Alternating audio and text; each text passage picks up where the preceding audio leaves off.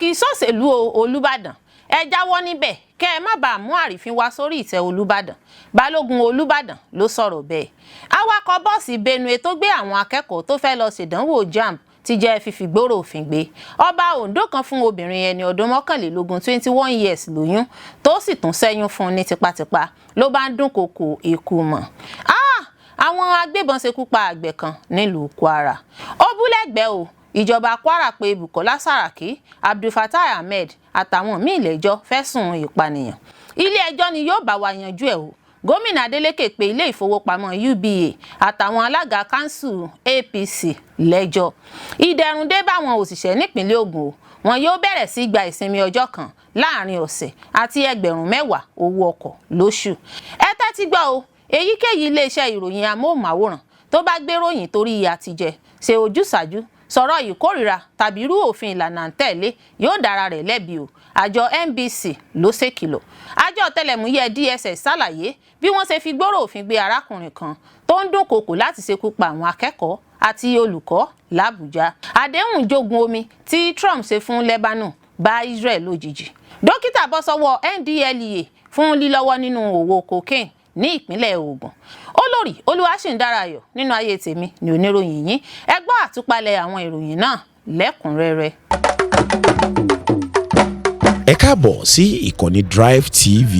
Fún ìgbà àkọ́kọ́ ẹ gbìyànjú láti like, share, subscribe kẹ́ ẹ lè máa gbádùn wa lóòrèkóòrè. Ọba kì í ṣòṣèlú Olúbàdàn ẹ jáwọ́ níbẹ̀ kẹ́ ẹ má bàa mú àrífín wá sórí ìtẹ́ Olúbàdàn. Balógun Olúbàdàn ló sọ̀rọ̀ bẹ́ẹ̀. Awuyewuye tó súyọ nípa pé ìjọba ń gbèrò àti rọ Olúbàdàn lóyè àti pé Olúbàdàn náà ń gbìmọ̀ àti yọ gómìnà Ṣèyí Mákindé nípò. Èyí tó ń lọ lọ́wọ́ ti mú kí Balógun Olúbàdàn Ọba Tajudeen Abímbọ́lá Ajíbọ́lá rọ kábíyèsí Ọba Rashidi Ládọjà láti fi òṣèlú ṣíṣe lọ́rùn sílẹ̀ kó má bàa di àrífín àti àbùkù fún un.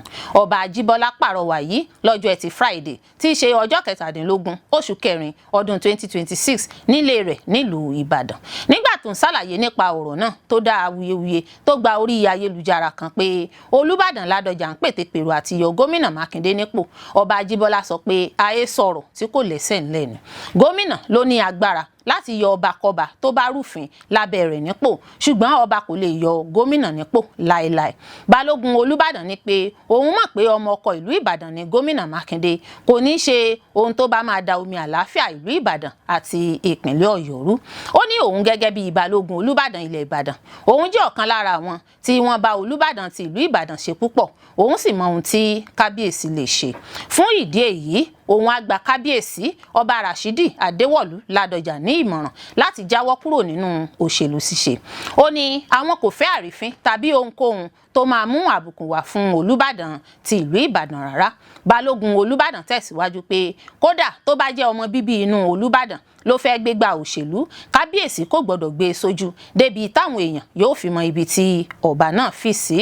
Àwọn ọba mẹ́ta tí kò yọjú síbi ètò ìgbádé wọn tí Mákindé ṣe gbọdọ̀ rò ó wò dáadáa.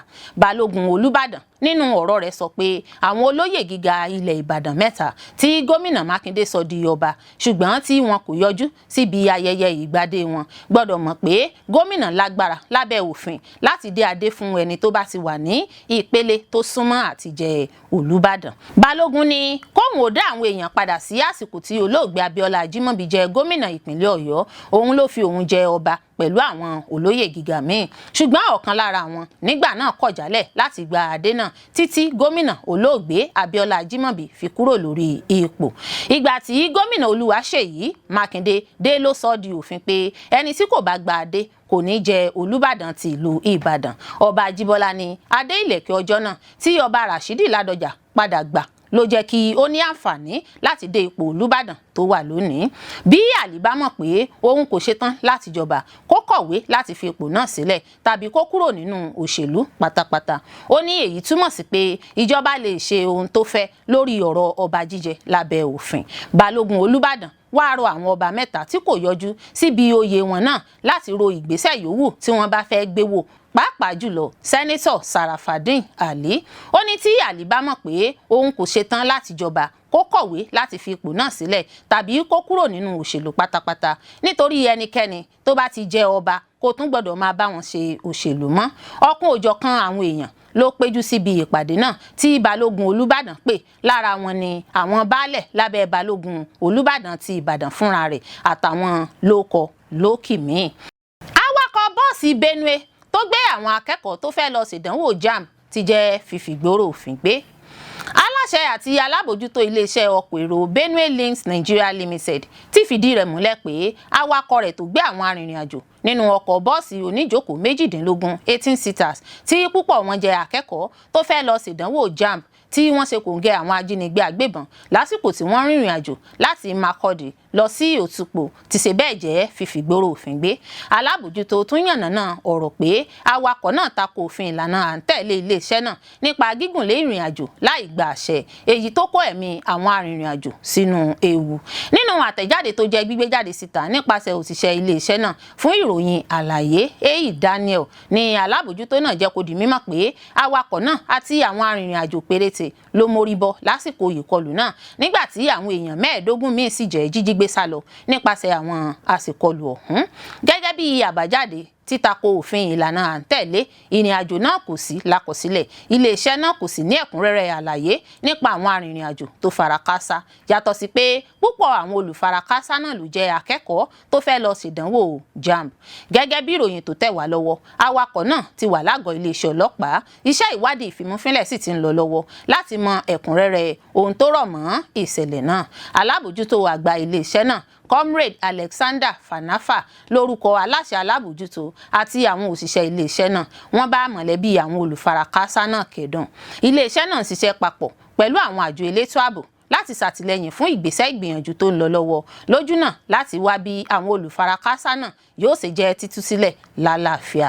Iléeṣẹ́ ọkọ̀ èrò Benue Links Nigeria Limited tẹnumọ́ ìfarajìn rẹ̀ nípa ààbò àti ìfọkànbalẹ̀ àwọn arìnrìn-àjò rẹ̀. Àwọn yóò sì tẹ̀síwájú láti máa tẹ̀lé òfin ìlànà à ń tẹ̀lé iléeṣẹ́ náà lójúnà láti dènà irúfẹ́ ìṣẹ̀lẹ̀ míì tó lè fẹ́ wáyé. Wàyí o, iléeṣẹ́ ọlọ́pàá ìpínlẹ̀ Benue nínú àtẹ̀jáde kan tó jẹ́ gbígbé jáde síta nípasẹ̀ alukoro iléeṣẹ́ ọlọ́pàá DSP Udeme Edet fìdí ìfigbóró òfin gbé náà múlẹ̀. Ó ní àwọn àjọ elétò ààbò tó ń gbógun ti ìjínigbé àti ikọ̀ aláàbò mìíràn ti tẹ̀síwájú nípa gbígbé ìgbésẹ̀ ìtọpinpin láti dóòlà àwọn olùfarakásá àti láti náwó gan àwọn afurasí yòókù.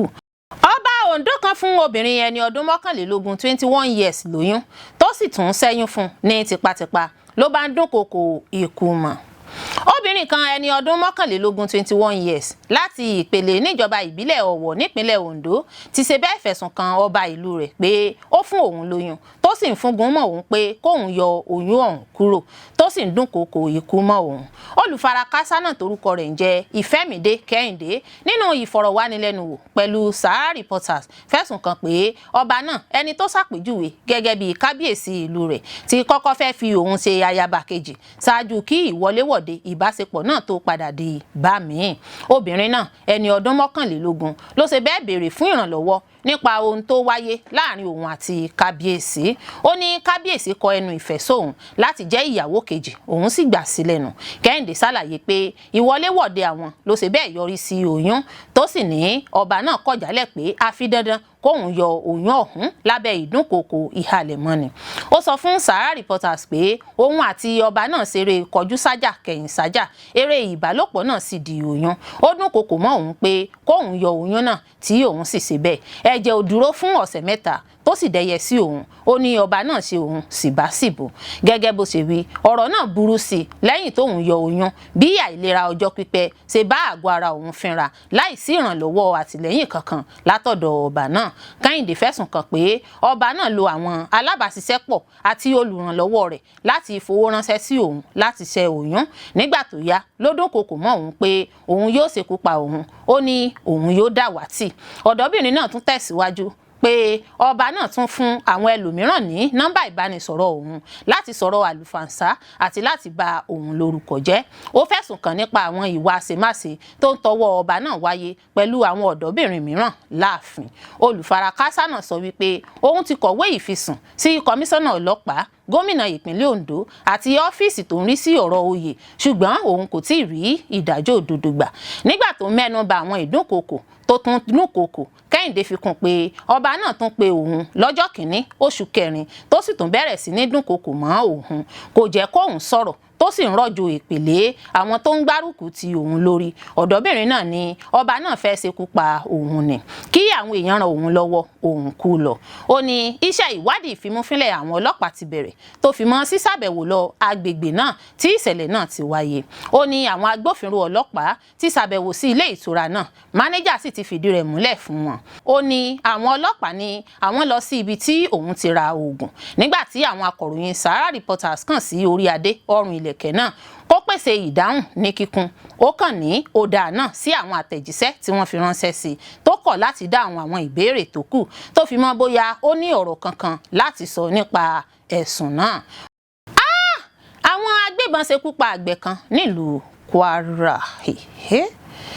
Àwọn afurasí agbébọn ṣekú pa àgbẹ̀ kan nílùú Wodata lójú ọ̀nà Zambufu nípínlẹ̀ Kwara. Gẹ́gẹ́ bí ìròyìn tó tẹ̀ wá lọ́wọ́, olùfarakásá náà torúkọ rẹ̀ ń jẹ́ Amos ló jẹ́ ṣíṣekú pa lákòókò ìṣẹ̀lẹ̀ ìkọlù tó wáyé lásìkò àdúrà Jumat lọ́jọ́ Ẹtì Friday. Ẹnìkan nílùú náà tó pe orúkọ ara rẹ̀ ní Azam sọ wípé Amos àti arákùnrin rẹ̀ ń kórè pákí tí wọ́n ń pè ní ẹ̀gẹ́ lóko wọn nígbà tí àwọn agbébọn ṣèkọlù sí wọn.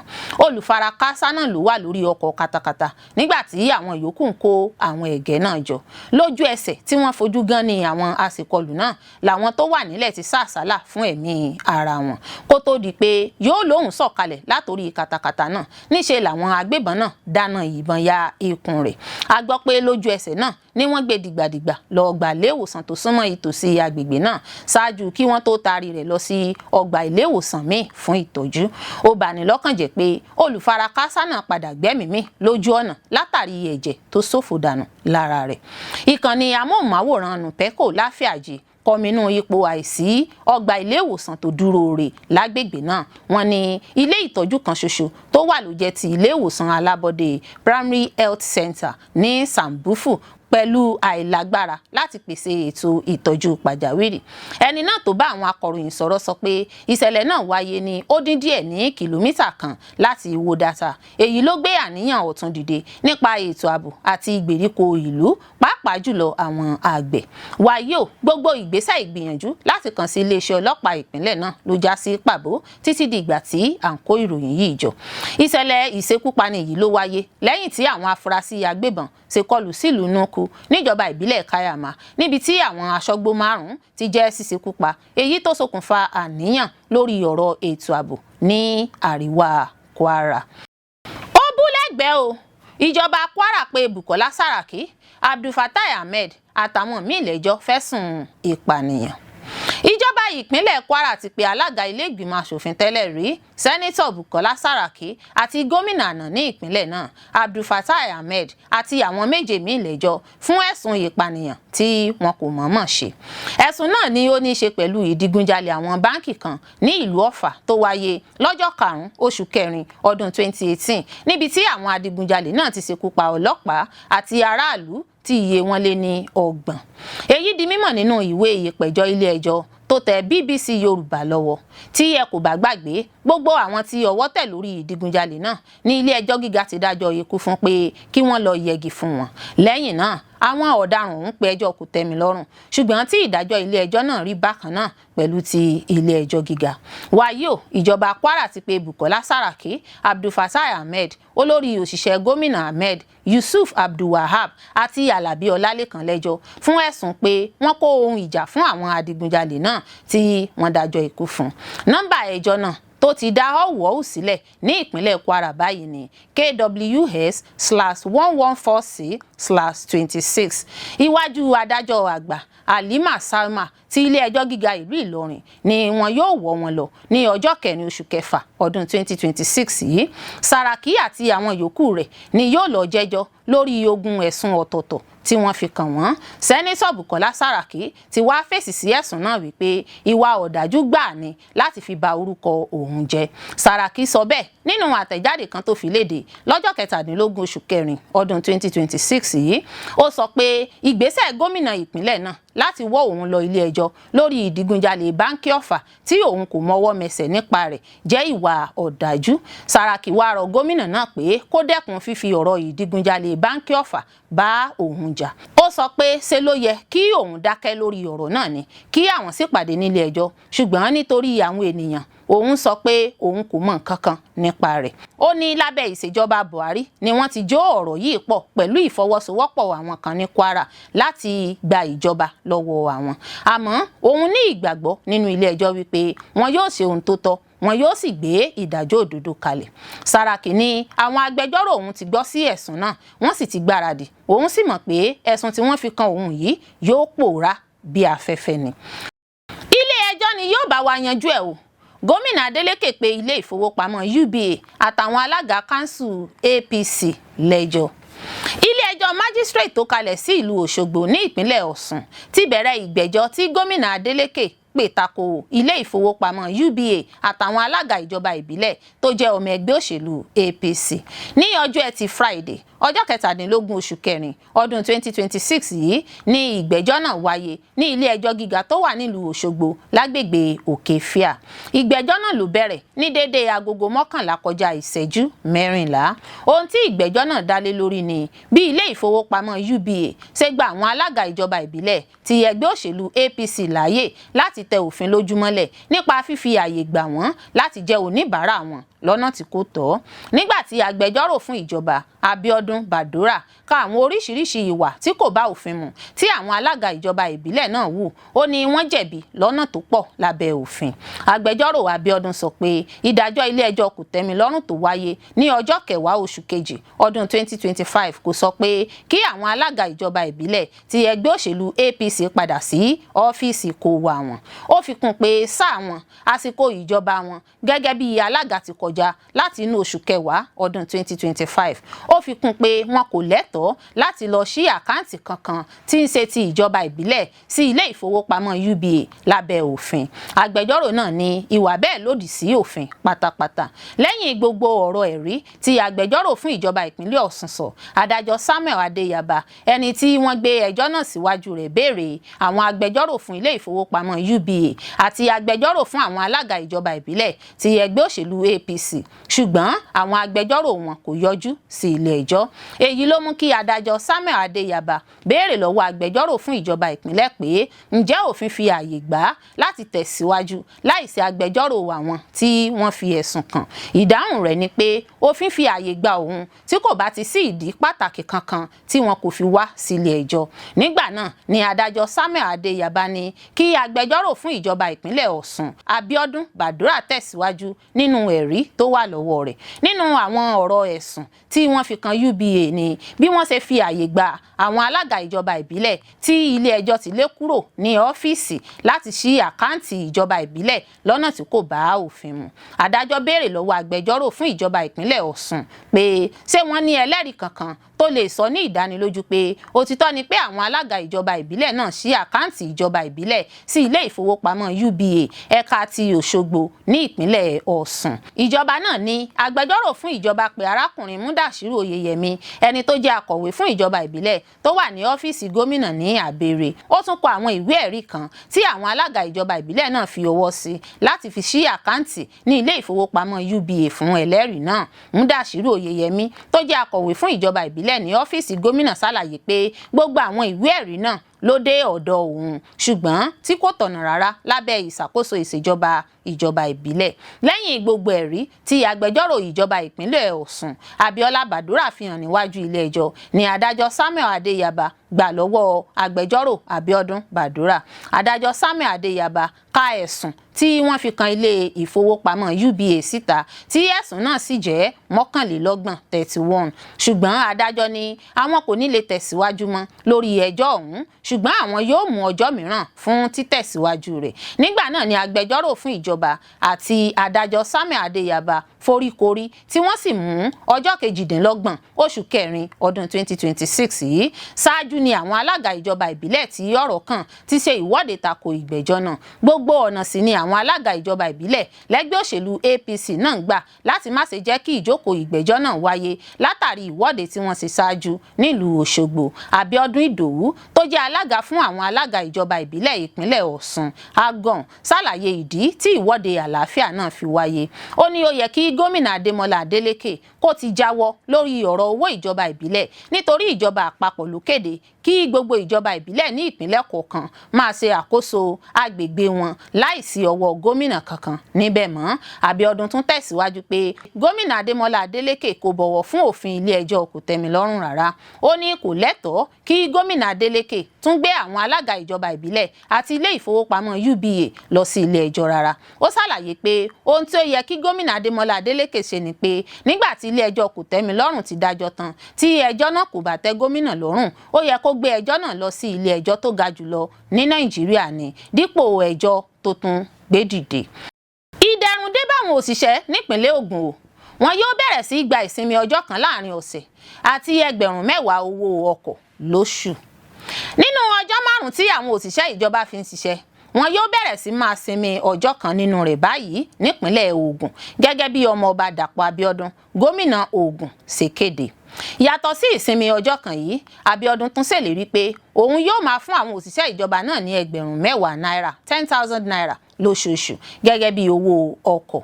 Olórí àwọn òṣìṣẹ́ níjọba ìpínlẹ̀ Ògùn Kẹ́hìndé Ọ̀nàsànyà ló kéde èyí lọ́jọ́bọ̀ Thursday ọjọ́ 16 oṣù kẹrin ọdún 2026. Ọ̀nàsànyà ṣàlàyé pé ìgbésẹ̀ náà ń wáyé láti bu òróró ìtura sí báwọn òṣìṣẹ́ ṣe ń fi owó ńlá wọ ọkọ̀ wá sí ibi iṣẹ́ pẹ̀lú bí owó epo ṣe ti gbówó lórí káàkiri. Ó fi kún pé àǹfààní owó àti ìsinmi yìí yóò wà fún oṣù 3, yóò sì bẹ̀rẹ̀ lóṣù kẹrin ọdún 2026 yìí. Ní ìtẹ̀síwájú àlàyé rẹ̀, olórí òṣìṣẹ́ ìjọba Ògùn sọ pé kì í ṣe gbogbo òṣìṣẹ́ ni yóò ní àǹfààní ìsinmi ọjọ́ kan láàrin ọ̀sẹ̀ náà o. Ó ní àwọn tí iṣẹ́ wọn kò ṣe má ṣe kò ní sí àǹfààní ìsinmi ọjọ́ kan yìí, ṣùgbọ́n wọ́n lẹ́tọ̀ọ́ sí ẹgbẹ̀rún 10 owó ọkọ̀. Àwọn òṣìṣẹ́ tí kò ní kópa nínú ìsinmi ọjọ́ kan náà bí ìjọba Ògùn ṣe kéde rẹ̀ ni àwọn òṣìṣẹ́ ẹ̀ka ìlera, òṣìṣẹ́ ètò ìdájọ́, àwọn olùkọ́, àwọn òṣìṣẹ́ ètò ààbò, àwọn olórí ẹ̀ka ilé-iṣẹ́. Ọ̀nàsànyà wá gbóríyìn fún gómìnà Dàpọ̀ Abíọ́dún fún ètò tó gbé kalẹ̀ yìí. Ó ní ó bọ́ sí àsìkò tó yẹ fún àwọn òṣìṣẹ́, yóò sì ran ìjáfáfá wọn lọ́wọ́. Ó wá rọ àwọn òṣìṣẹ́ ìjọba náà láti múra síṣẹ́ nítorí bí awó bá kì fún ni à ń kì í fáwó padà ni. Ó ní kí wọ́n jẹ́ kí iṣẹ́ wọn ó máa lọ bó ṣe tọ́ àti bó ṣe yẹ. Ẹ tẹ́tí gbọ́ o, èyíkéyìí iléeṣẹ́ ìròyìn amóhùnmáwòrán tó bá gbéròyìn torí àtijẹ ṣe ojúsàájú sọ̀rọ̀ ìkórìíra tàbí irú òfin ìlànà ń tẹ̀lé yóò dára rẹ̀ lẹ́bi o. Àjọ NBC ló ṣèkìlọ̀. Bí ètò ìdìbò gbogbogbò ọdún 2027 ṣe ń kan ilẹ̀kùn gbọ̀ngbọ̀ngbọ̀n lórílẹ̀‐èdè Nàìjíríà, àjọ tó ń bójútó àwọn iléeṣẹ́ ìgbóhùnsáfẹ́fẹ́ nílẹ̀ wa Nàìjíríà, National Broadcasting Commission (NBC) ti ṣe bẹ́ẹ̀ gbé ìkìlọ̀ ńlá kalẹ̀ fáwọn iléeṣẹ́ ìgbóhùnsáfẹ́fẹ́ amóhùnmáwòrán jákèjádò orílẹ̀‐èdè Nàìjíríà, tọ́ka sí ohun tí ó ṣàpèjúwe gẹ́gẹ́ bí rírú òfin ìlànà ń tẹ̀lé àjọ ìgbóhùnsáfẹ́fẹ́ Nigeria Broadcasting Code èyí tó ń peléke sí. Àjọ náà ní èyíkéyìí iléeṣẹ́ ìròyìn tó bá gbéròyìn torí àtijẹ yóò kó ìròyìn rẹ̀ jẹ yóò sì yó. Nínú àtẹ̀jáde ìròyìn kan tó jẹ́ gbígbé jáde síta, àjọ náà fi àìdùnnú rẹ̀ hàn lórí bí ọ̀pọ̀ àwọn iléeṣẹ́ rédíò ìgbóhùnsáfẹ́fẹ́ àti amóhùnmáwòrán ṣe ń yẹ̀bà kúrò nínú ojúṣe iṣẹ́ wọn nípa gbígbé ìròyìn àti àlàyé òtítọ́ tó gúnrégé tó múnádóko síta fún aráàlú. Àjọ NBC ní òun wòye pé àwọn iléeṣẹ́ ìgbóhùnsáfẹ́fẹ́ àti amóhùnmáwòrán ni wọ́n ń lò lọ́nà tó ń yẹpẹrẹ òfin ìlànà ń tẹ̀lé iṣẹ́ ìròyìn, pàápàá jùlọ nínú ètò ìròyìn, ọ̀rọ̀ nípa ìlú àti òṣèlú. Bí a ṣe ń súnmọ́ ètò ìdìbò gbogbogbò ọdún 2027 ni àjọ náà ti fi ń tó àwọn òṣìṣẹ́ agbóhùnsáfẹ́fẹ́ àti àwọn àwòrán-ṣàṣà lẹ́nu lọ́rọ̀ létí pé òun yóò gbé ìgbọràn àti títẹ̀lé òfin aláìgbọ̀jẹ̀gẹ̀rò digbí pẹ̀lú òfin àjọ ìgbóhùnsáfẹ́fẹ́ Nigeria Broadcasting Code. Àfojúsùn pàtàkì ìkìlọ̀ àjọ NBC ni ó ń ṣàpèjúwe gẹ́gẹ́ bí wàhálà ìṣòro ìpínlẹ̀ ìpèníjà lẹ́nu iṣẹ́ àwọn agbóhùnsáfẹ́fẹ́ láàrin àwọn olùdarí àti olóòtú ètò. Gẹ́gẹ́ bí àjọ náà ṣe wí, ọ̀pọ̀ àwọn agbóhùnsáfẹ́fẹ́ ló ti tako òfin nípa sísàfihàn èrò tara wọn nìkan gẹ́gẹ́ bí òdodo, kíkùnà láti ṣàgbéyẹ̀wò àwọn ìwòye náà ní dọ́gbandọ́gba láì dápá kan sí ju ọ̀kan lọ àti fífààyè gba àwọn ọ̀rọ̀ ìbínú tó jáde sí ìgboro láì ṣe àyẹ̀wò rẹ̀ fínífíní. Nígbà tó ń tọ́ka sí agbọ̀ndàn kan nínú òfin náà, àjọ NBC náà rán àwọn agbóhùnsáfẹ́fẹ́ létí pé àwọn olùdarí àti olóòtú ètò kò gbọ́dọ̀ máa fi èrò ìwòye tara wọn nìkan nípa dídápá kan sí ju apá kan lọ sínú ètò wọn, àti pé wọ́n gbọ́dọ̀ rí dájú pé gbogbo igun ọ̀rọ̀ èyíkéyìí tí ó bá kan gbogbo ènìyàn ni wọ́n sojú fún dáadáa. Bákan náà ni àjọ náà tún ṣèkìlọ̀ pé èyíkéyìí olùdarí àti àwọn olóòtú ètò tó bá ń dúnkòokò halẹ̀ mọ́ àwọn àlejò títẹ ìwòye alátakòbá tàbí tí ó ba ìṣedéédé jẹ́ ni àwọn ó kà sí ìrúfin Class B breach, ìrúfin tí ó lè fa ìjìyà. Àjọ náà tún ké gbàjarè síta lórí ohun tí ó pè ní àṣìlò àwọn ìkànnì iléeṣẹ́ ìgbóhùnsáfẹ́fẹ́ àti amóhùnmáwòrán tó ń peléke sí nípasẹ̀ àwọn olóṣèlú jákèjádò àwọn ẹgbẹ́ òṣèlú. Ó fẹ̀sùn kan àwọn olóṣèlú náà nípa lílo àwọn agbóhùnsáfẹ́fẹ́ olóòtú ètò nílòkulò nípa títan ọ̀rọ̀ ìkórìíra, ọ̀rọ̀ ìpínyà àti àwọn ọ̀rọ̀ àlùfàǹsá tó lè fẹ́ da omi àlàáfíà ìlú rú. Àjọ náà wá ṣèkìlọ̀ pé àwọn ìkànnì iléeṣẹ́ ìgbóhùnsáfẹ́fẹ́ àti amóhùnmáwòrán kò gbọ́dọ̀ jẹ́ lílò fún ọ̀rọ̀ ìkórìíra, ọ̀rọ̀ àlùfàǹsá, ìkọlù ara ẹni tàbí gbígbé ohun tó lè dá wàhálà rògbòdìyàn sílẹ̀ lágbo òṣèlú. Àjọ náà wá pe gbogbo àwọn agbóhùnsáfẹ́fẹ́ sí àkíyèsí. Ó jẹ́ kí ó di mímọ̀ kedere pé gbígbọ́ràn àti títẹ̀lé òfin ìlànà ń tẹ̀lé àjọ ìgbóhùnsáfẹ́fẹ́ Nigeria Broadcasting Code jẹ́ dandan, kì í ṣe ìpinnu. Ó ṣèkìlọ̀ pé iléeṣẹ́ yòówù tí ọwọ́ pálábá rẹ̀ bá ségi nípa gbígbé ohun tí kò yẹ kó gbé jáde síta tàbí ohun tí kò jẹ́ fífìdí múlẹ̀ yóò ṣe bẹ́ẹ̀ dojúkọ ìjìyà lábẹ́ òfin ìlànà à ń tẹ̀lé.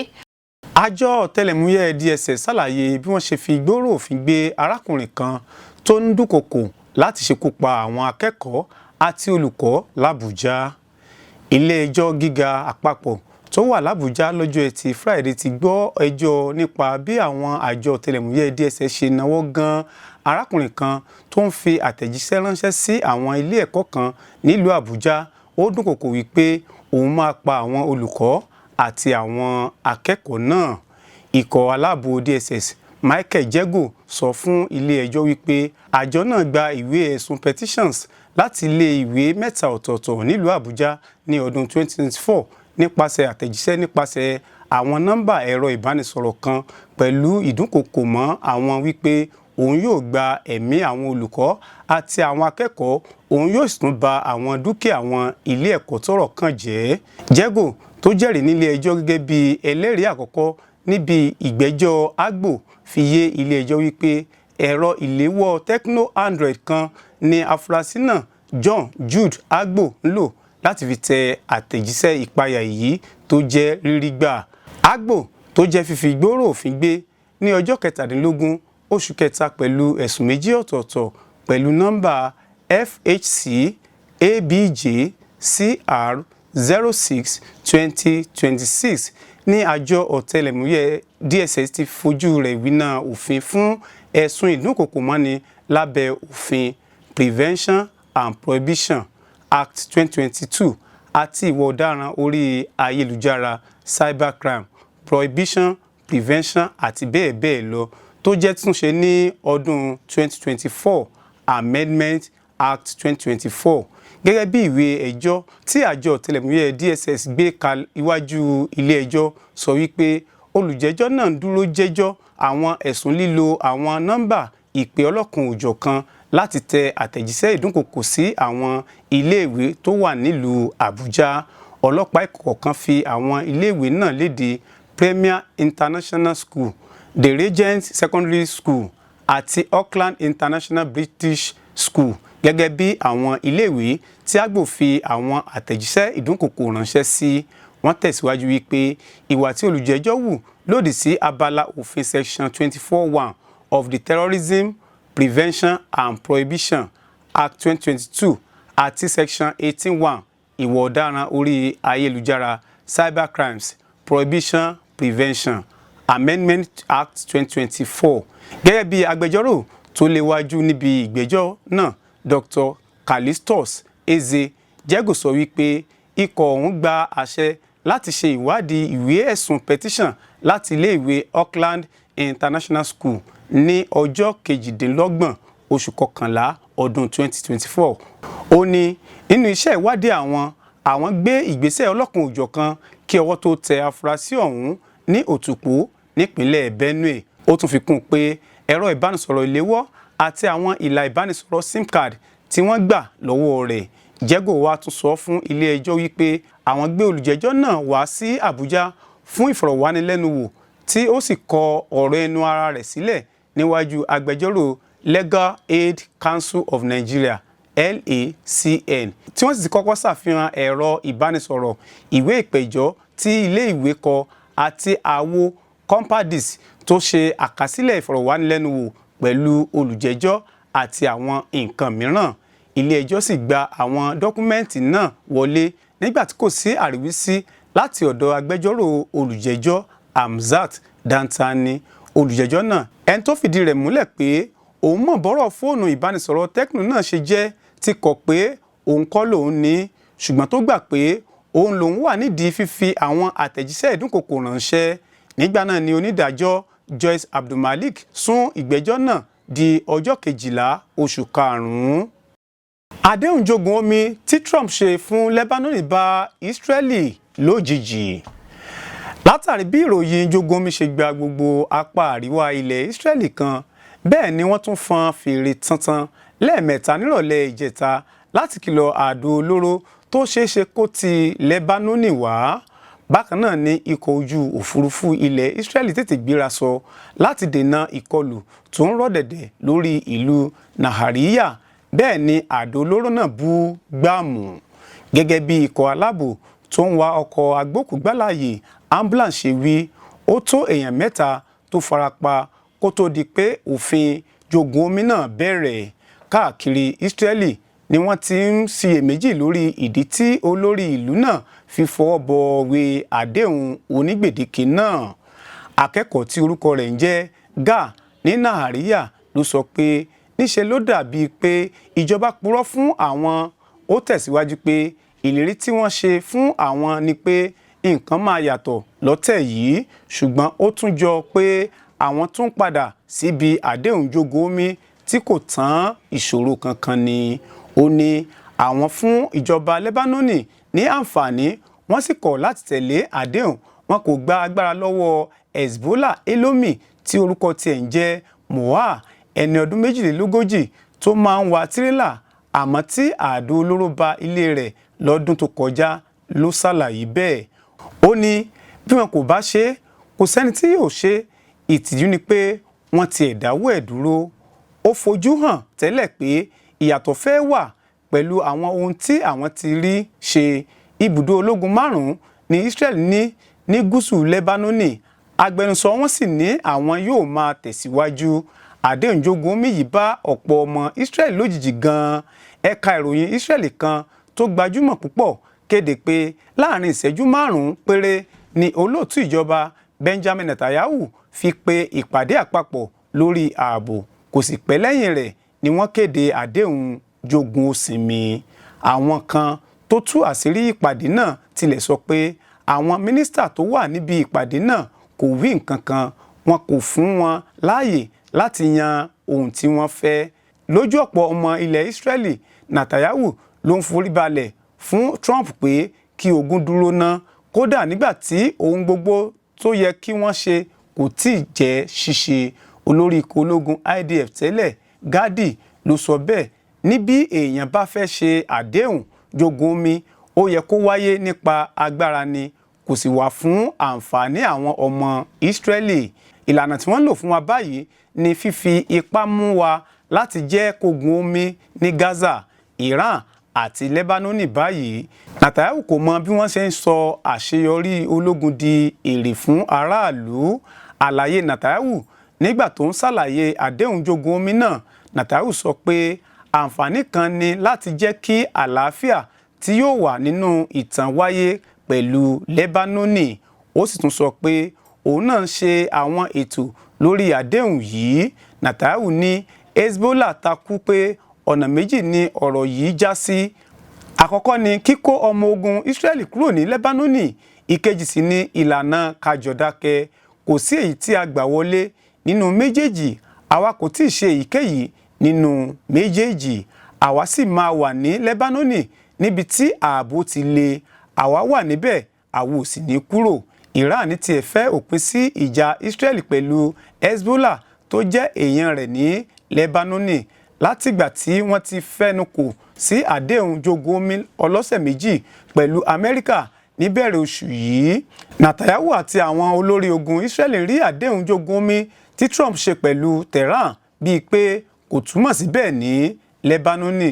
Ṣùgbọ́n ọ̀pọ̀ ọmọ Ísírẹ́lì ló ń rí olórí wọn bí ẹni tí wọ́n ti kó ní papámọ́ra láti gba ohun tí Amẹ́ríkà bá ń fẹ́, àti pé ohun tí Amẹ́ríkà ń fẹ́ yàtọ̀ sí ti àwọn. Dókítà bọ́ sọ́wọ́ NDLEA fún lílọ́wọ́ nínú òwò cocaine ní ìpínlẹ̀ Ògùn. Àjọ NDLEA ti kéde rẹ̀ pé ọwọ́ àwọn ti bà dókítà oníṣègùn òyìnbó kan, Chudi Ofomata, fún pé ó lọ́wọ́ sí gbígbé oògùn olóró cocaine pẹ̀lú ẹnìkan tí wọ́n pe orúkọ rẹ̀ ní Gowori Michael. Èyí di mímọ̀ nínú àtẹ̀jáde tí agbẹnusọ NDLEA Fẹ́mi Babáfẹ́mi fi síta. Nínú àtẹ̀jáde náà ni NDLEA ti sọ pé Gowori Michael, ọmọ orílẹ̀-èdè Cote d'Ivoire tó jẹ́ ẹni ọdún 41 ní ọwọ́ kọ́kọ́ bà ní pápákọ̀ òfurufú Malam Aminu nílùú Kano. Àjọ náà sọ pé nígbà tí wọ́n yẹ àwọn èrò ọkọ̀ wò ni wọ́n rí i pé Gowori ti gbé cocaine ìdí 82 mì, èyí tí ìwọ̀n rẹ̀ jẹ́ 1.49 kilogram. Gowori dé sílùú Èkó láti Milan, Italy lọ́jọ́ 17 oṣù kínní lọ́dún 2026. Ó sì rin ìrìn àjò láàrin Èkó sí Enugu fún ọ̀sẹ̀ 3. Ó padà lọ sí Kano níbi tó dúró sí fún ọ̀sẹ̀ kan kó tó gbé oògùn olóró náà mì ní yàrá òtẹ́ẹ̀lì tó gbà. €5,000 €5,000 ní iye owó tí kò bá gbà tó bá gbé oògùn olóró náà wọ Milan. Ìwádìí fi hàn pé Gowori ní ẹnìkan níkọ̀kọ̀ tó ń kọ́ bí yóò ṣe gbé cocaine náà kọjá ní pápákọ̀ òfurufú. Agbẹnusọ NDLEA náà tẹ̀síwájú pé ìwádìí pẹ̀lú títẹlẹ̀múyẹ́ ló fi hàn pé dókítà Chudi Ofomata, ẹni ọdún 69 ló wà lẹ́yìn Gowori.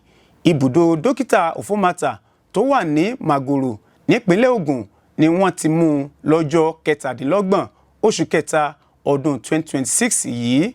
Babáfẹ́mi sọ pé lára nǹkan tí NDLEA gbà lọ́wọ́ dókítà níbi tí wọ́n ti mú un ní ohun tí a mọ̀ sí promazepam tí ìwọ̀n rẹ̀ jẹ́ 63 gram àti omi abẹ́rẹ́ promethazine 7. Ẹ̀wẹ̀, bàbá àgbà ẹni ọdún 93 93 years náà wọ gàù nítorí oògùn olóró nípínlẹ̀ Abia. Yàtọ̀ sí dókítà oníṣègùn òyìnbó tọ́wọ́ bà fún ìwà àìtọ́ yìí, àjọ NDLEA tún sọ pé bàbá àgbà ẹni ọdún 93 kan wà lára àwọn tọ́wọ́ tún bà. Gẹ́gẹ́ bí wọ́n ṣe wí, alàgbà Friday Aukana Chigbu ni bàbá tọ́wọ́ bà náà ń jẹ́. Ilé rẹ̀ tó wà ní Umu Agbaigba, Amavo, Nkogu nípínlẹ̀ Abia ni wọ́n ti mú un lọ́jọ́ 7 oṣù kẹrin yìí pẹ̀lú oògùn olóró skunk tí ìwọ̀n rẹ̀ jẹ́ 7.7 kilogram. Afurasí náà sọ pé ọmọlanke lòun tì tẹ́lẹ̀ kóun tó kọ́ṣẹ́ ilé kíkùn àti bí wọ́n ṣe ń lẹ táìsì mọ́lé. Lẹ́yìn èyí ni òun darapọ̀ mọ́ okòòwò skunk títà, èyí tó ti ju ọdún kan lọ báyìí tóun ti ń ṣe é. Bàbá àgbà náà sọ pé òun ti mú skunk yìí láti ọdún 1959 kóun tó sọ di okòòwò báyìí.